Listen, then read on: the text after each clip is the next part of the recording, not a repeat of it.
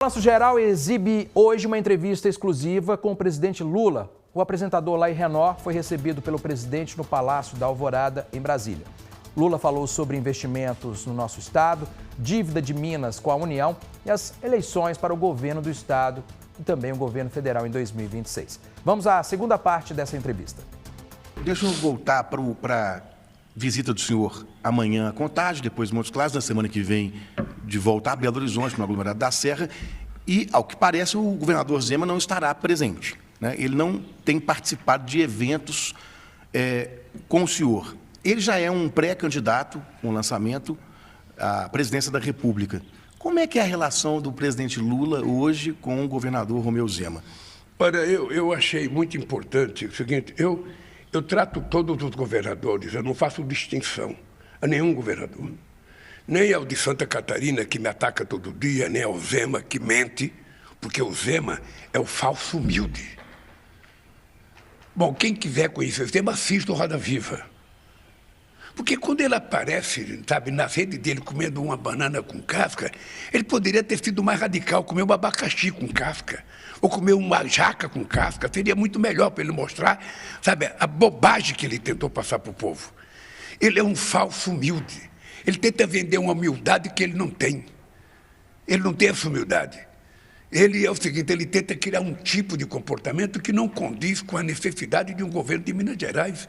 Minas é o segundo estado economicamente mais importante do Brasil, do ponto de vista populacional, mas Minas tem uma coisa, é o estado mais rico do ponto de vista cultural.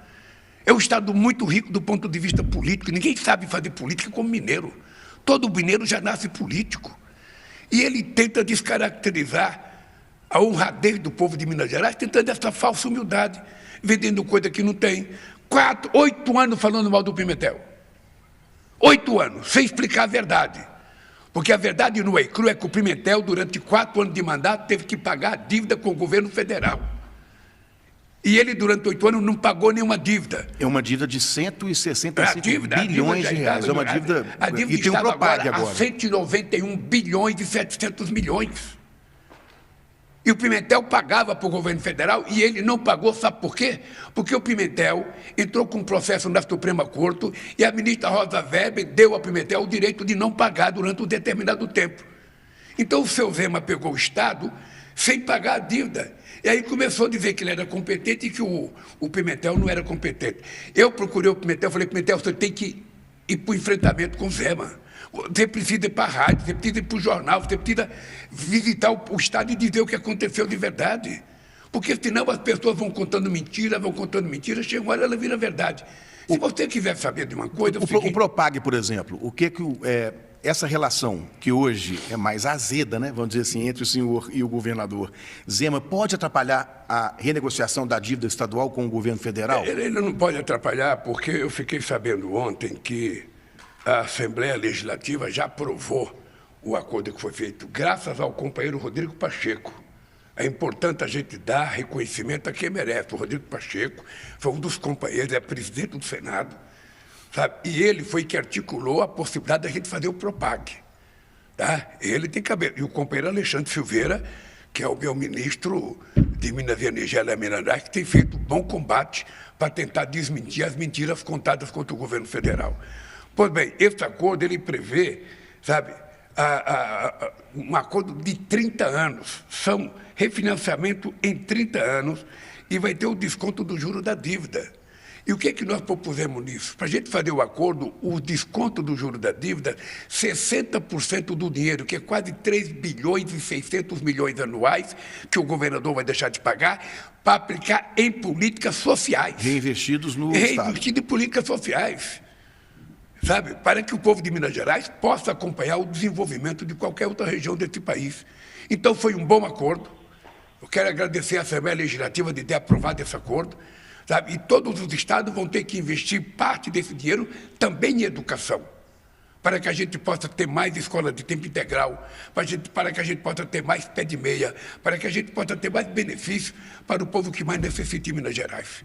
Então, essa dívida foi um acordo, ele pode pagar a parte dessa dívida em patrimônio, sabe, em empresas públicas e tal, sabe? E a gente só vai aceitar se as empresas forem rentáveis, a gente não vai aceitar a massa falida. né? Então, e também não vou pegar a empresa, vamos pagar com a CEMIG, mas o presidente tem que privatizá-la. Não vou privatizar a CEMIG.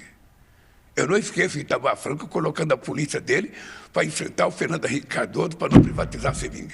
Eu não vou privatizar a CEMIG. O senhor pode pegar o controle, mas não vai privatizar. Se a gente ficar com a CEMIG, ela não será privatizada.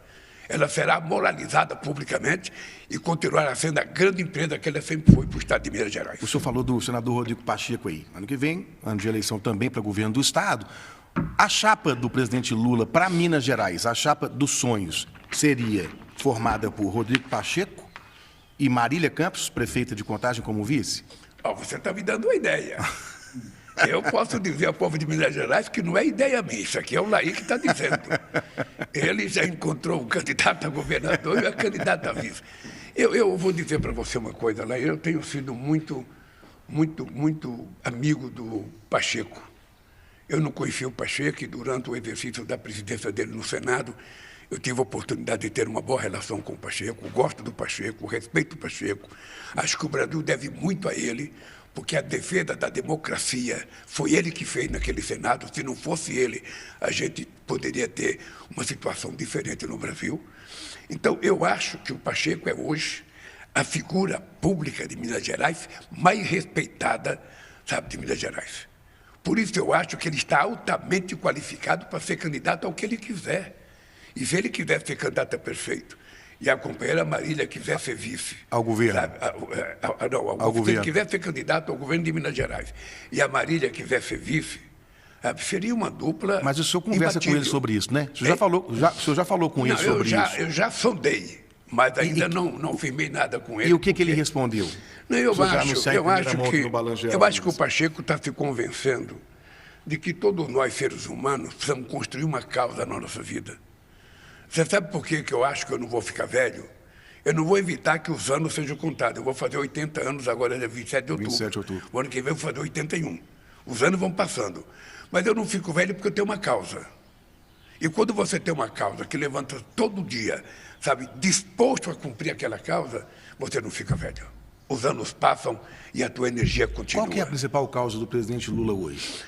É fazer com que esse país se transforme num país, sabe, em que o povo tenha um padrão de classe média, em que o povo possa ter escola de qualidade, saúde de qualidade, sabe, que o povo possa efetivamente ter um salário de qualidade e viver uma vida digna. Porque as pessoas não querem muito. As pessoas querem morar bem, querem comer bem, querem se vestir bem, querem estudar bem, querem ter uma profissão, querem ter acesso à cultura, ao lazer. E isso nós temos condições de garantir. Olha aí, nós tínhamos acabado com a fome nesse país de 54 milhões de pessoas em 2014. Quando eu voltei em 2023, tinha 33 milhões de pessoas em situação de fome. Nós agora, há 15 dias atrás, a ONU anunciou, o Brasil outra vez saiu do mapa da fome. Tiramos 30 milhões de pessoas do mapa da fome. Significa que as pessoas voltaram a tomar café de manhã, almoçar e jantar, que é um sonho da minha vida. Tá? Porque não tem soberania, essas pessoas não comem. Não tem soberania, essas pessoas não estudam. Não tem soberania, essas pessoas não têm orgulho do país que eles moram. Então, qual é o papel do governo? É fazer com que as pessoas se sintam bem. E o Estado esteja governando para essas pessoas. É para isso que eu fui eleito presidente da República. Eu sinto que esse é um tema sensível, talvez o principal tema do senhor como presidente da República. É o terceiro mandato. O Lula de hoje, se conversasse com o Lula menino, que o senhor já falou isso algumas vezes, nem sempre sabia se teria a próxima refeição, o que o senhor diria do país de hoje comparando com o Lula de hoje com o Lula menino, com as dificuldades que enfrentou? Não, o Lula menino saiu de Pernambuco com 7 anos de idade para não morrer de fome. E o Lula de hoje é presidente da República. Eu debito essa mudança na minha vida, Laí, a Deus. Sabe, se não fosse o dedo de Deus, eu não estaria onde eu estou. Sabe, tem muita gente melhor formada do que eu, tem muita gente mais estudada do que eu, tem muita gente com mais diploma do que eu, sabe? Mas quis Deus que fosse eu que chegasse a ter o único presidente a ter um terceiro mandato nesse país. Porque eu tenho um compromisso de alma, um compromisso de coração, um compromisso de vida. Ou seja, esse país pode efetivamente melhorar. É por isso que o país hoje está batendo recorde em tudo.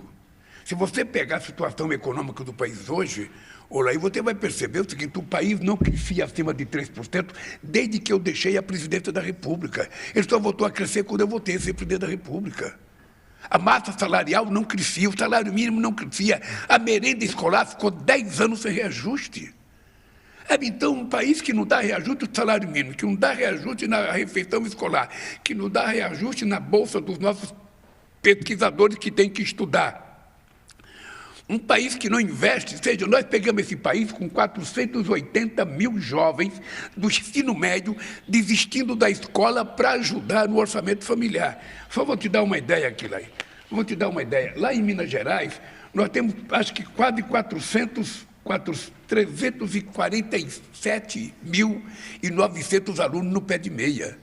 Ou seja, você tinha 480 mil alunos que desistiam da escola para ajudar no orçamento familiar.